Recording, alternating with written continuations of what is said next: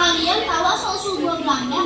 Yang aku tahu sih bahwa Belanda didirikan pada tahun 1912 oleh kolonial Belanda. Awalnya gua ini merupakan sebuah terowongan yang digunakan untuk menjaga aliran air sungai Sukabumi. Oh gitu.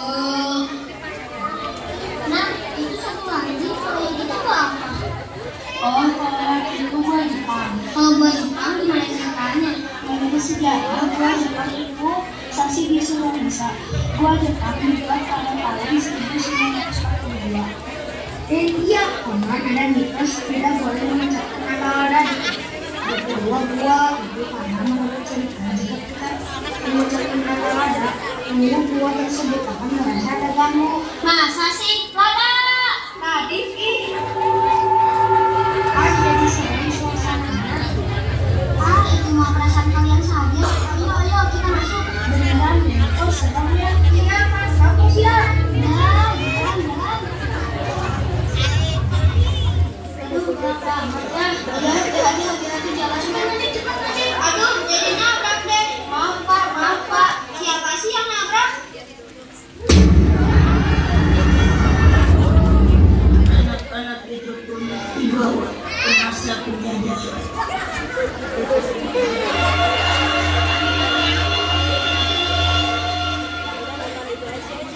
Kemenangan Jepang terhadap Sekutu. Dari Desember 1941 terjadi peristiwa besar yang menggemparkan dunia. Jepang menyerang kapal laut Amerika Serikat berhasil membuat kapal perang Amerika Serikat masuk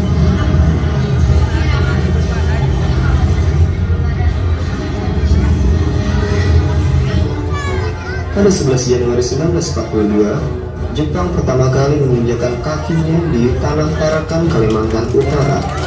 Akhirnya tanggal 8 Maret 1942, Belanda secara resmi menyerah kepada Jepang.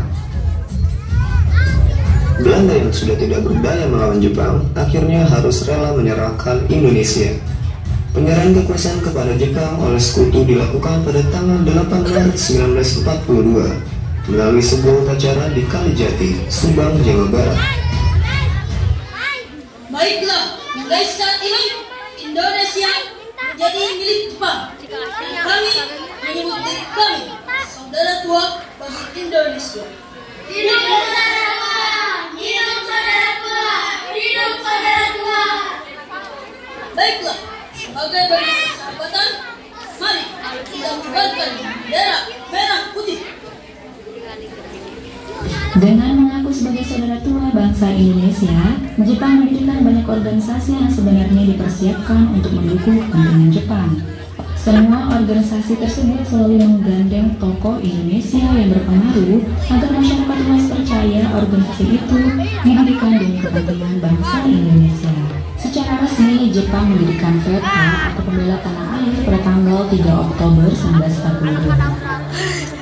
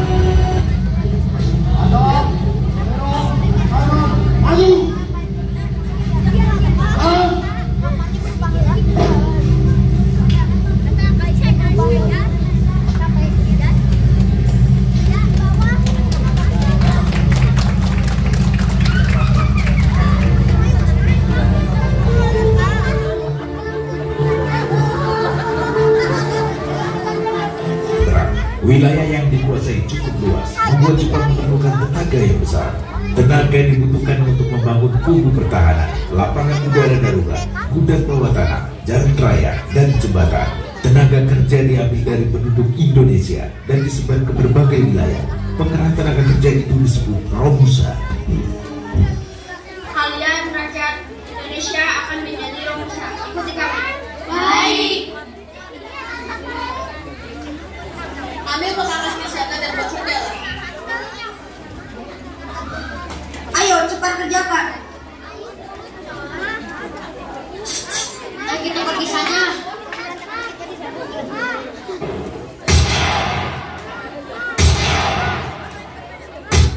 Jika ingin selamat, ya Anda bekerja sajalah. Ampuni kami, ampuni kami. Jangan ikuti teman kalian. Ayo bekerja, kerja, kerja, kerja.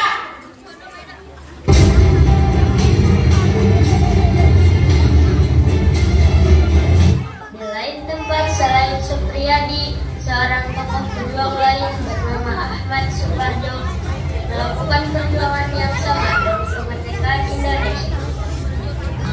Ahmad Suparjo bekerja di Indonesia.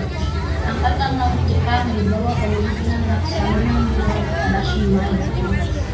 Ahmad Suparjo mendapatkan perintah untuk melakukan perjalanan mengelilingi Pulau Jawa dan menemukan kondisi masyarakat Indonesia yang separuh. Suparjo, selidikilah sejarah pergerakan kemerdekaan Indonesia dan hal lain mengenai masyarakat Indonesia. Baiklah. Suparjo melihat kekejaman tentara Jepang pada Romusa. Tidak, aku tidak mengerti apa yang dijanjikan Jepang mengenai Romusa. Sangat berbeda. Ternyata rakyat Indonesia benar-benar disengsarakan. Apa itu hasil dari penyelidikanmu? Ya, dalam perjalananku kemarin aku menemukan ada rakyat pedesaan Jawa yang sangat menyedihkan. Mereka juga dipaksa untuk memberi hasil tanaman dan ada paksaan dalam mengambil putra atau keluarga laki-laki demi tujuan militer Jepang. Baiklah, aku berusaha untuk membujuk angkatan darat Jepang untuk lebih efektif mengontrol bawahannya demi mencegah sikap benci dari rakyat Indonesia terhadap Jepang. Lapor Tuan. Ada apa? Tuan, saat ini Jepang sudah sangat terpojok oleh sekutu dan Perdana Menteri Jepang Jenderal Koiso Kuniaki mengumumkan di depan parlemen Jepang bahwa kemerdekaan Indonesia akan diakui di kelak kemudian hari. Baiklah, Suparjo, aku akan memberikanmu wewenang untuk mengelola asrama Indonesia Merdeka. Di sana kau bisa memaksimalkan pendidikan untuk para pemuda Indonesia dalam mempersiapkan kemerdekaan. Baik.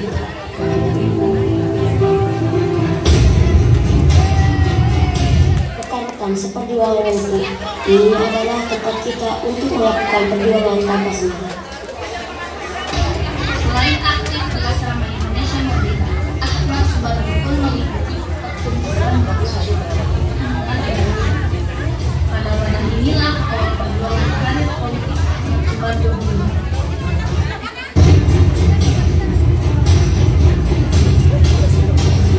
Sejalan dengan semangat perjuangan Ahmad Suparjo, Supriyadi menerapkan pula lulus pendidikan kembali Disinilah rasa nasionalisme Supriyadi terketuk ketika melihat penderitaan rakyat Blitar saat itu. Apa ini? Begini kamu, Sah? Tidak bisa dibiarkan. Betul. Lihatlah rakyat kita dilakukan sangat keji. Sekarang apa yang harus kita lakukan? Jangan ribut di sini. Semua kumpul di markas.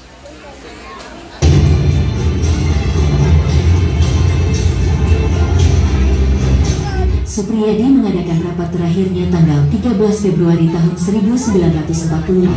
Hasil rapat itu adalah mereka memutuskan bahwa pemberontakan akan dilakukan besok. Pada tanggal 14 Februari tahun 1945, pukul 3 sore, senjata dan peluru telah dibagi-bagikan ke anggota PETA. Jumlah yang ikut serta dalam gerakan itu adalah 360 orang. Setengah jam kemudian, Bundacu Sudarmo menembakkan mortir ke Hotel Sakura.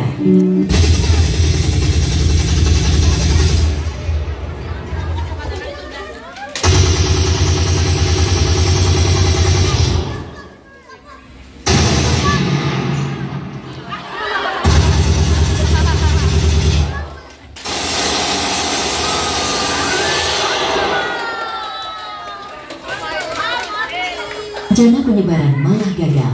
Seluruh pasukan Pekta seusai serangan justru berkumpul di hutan Ngancar yang terletak di perbatasan Kediri. Pekta menawarkan penyerahan diri bersyarat.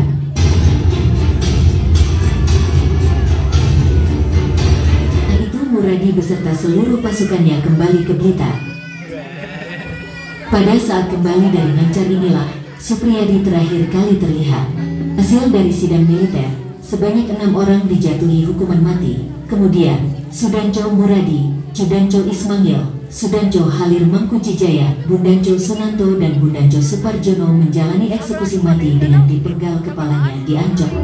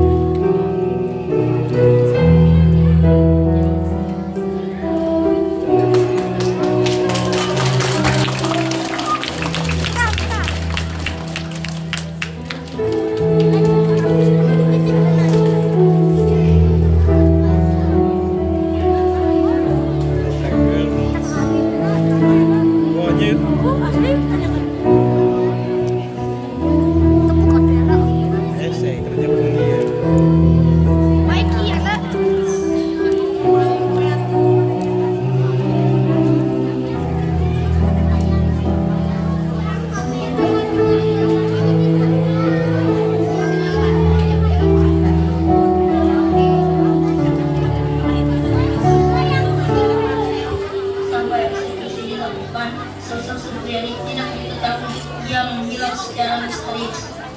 Setelah Indonesia merdeka, Supriyadi diangkat menjadi Menteri Pertahanan dan Keamanan oleh Presiden Soekarno. Supriyadi tidak pernah muncul lagi untuk selama-lamanya.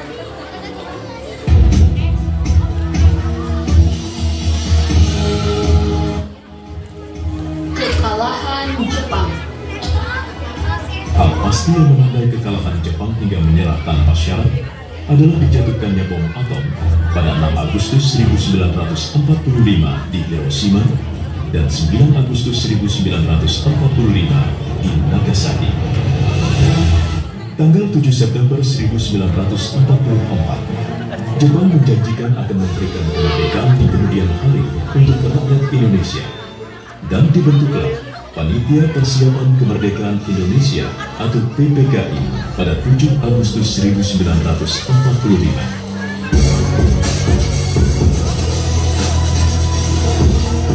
Jalan menuju kemerdekaan Indonesia tak mudah. Terjadi penolakan golongan tua diwakili Soekarno dan Hatta, golongan muda yang diwakili Bikana, seorang tokoh pejuang pemuda. Kita harus segera memproklamasikan kemerdekaan Indonesia. Tidak perlu menunggu Jepang. Tidak, kita tunggu saja. Benar, Jepang sudah berjanji akan memberikan kemerdekaan. Kita tunggu sidang PPKI pada 16 Agustus 1945. Akhirnya, golongan muda melaksanakan rencananya.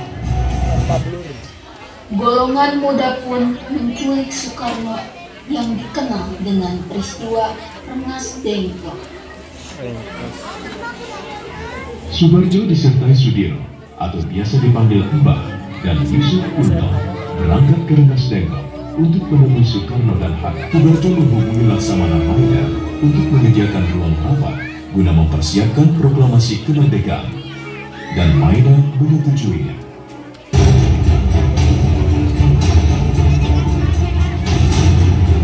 Proklamasi itu diadakan hari Jumat 17 Agustus 1945 di Rumah Soekarno, Jalan Kebangsaan Timur, nomor 26, pukul 10 Indonesia Barat.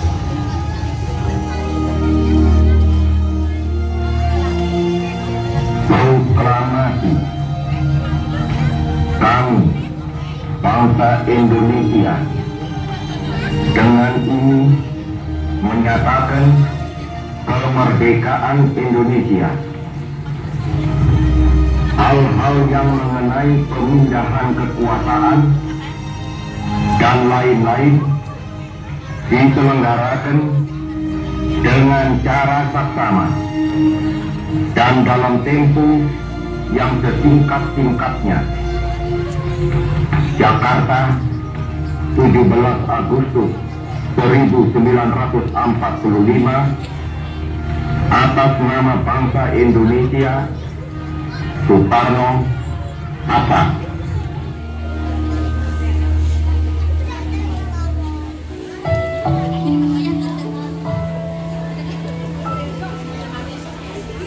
Berkibarlah bendera negeriku, berkibarlah engkau di dadaku, tunjukkanlah kepada dunia semangatmu yang panas membara. Daku ingin jiwa raga ini selaraskan keanggunan. Daku ingin jemariku ini melukiskan karismamu.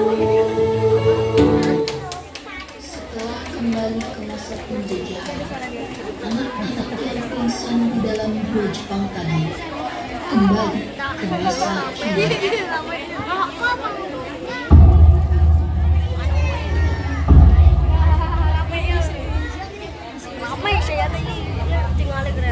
Bangun, Dek. Hei, kalian bangun. Apa yang kalian tidak keluar dari lama sekali, makanya sekali.